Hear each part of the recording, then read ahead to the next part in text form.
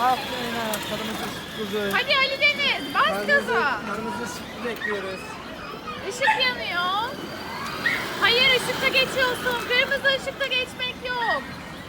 Kırmızı ışıkta geçti. Şimdi sana ceza kesecekler. Devam et. Işık yandı. Geç Bas bakalım gaza. şimdi hadi. Bas. Sadece direksiyonda çeviriyoruz. Hadi adacığım.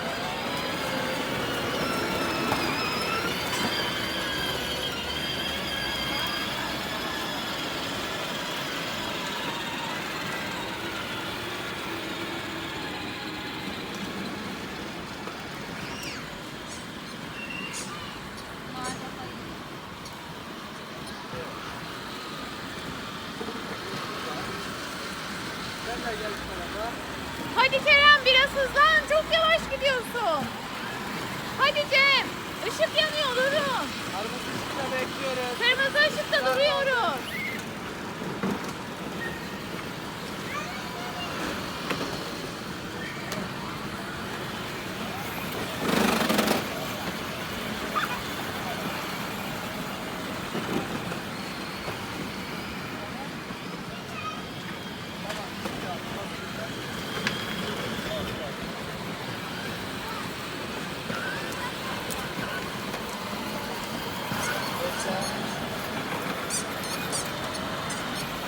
Devam et. Kırmızı ışıkta bekliyoruz.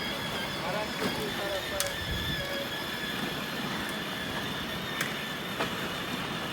Aferin size. Trafik kurallarına uyarak kullanıyorsunuz. Evet. Işık yandı. Geçiyor.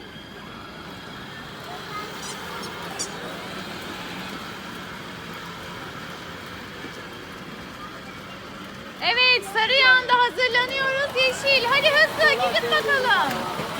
Hadi biraz hızlı kullanın. Arka sol tarafa çeviriyor. Aferin hadi. Hadi Cem biraz hızlı. Hadi Ada.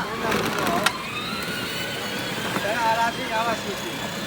Aksi geçtirin. Tamam. Yavaş yavaş gel. Ne yapmadan? Hadi Ali Deniz. Yeşil yanıyor. Geç bakalım. Aferin size. Hadi geçin.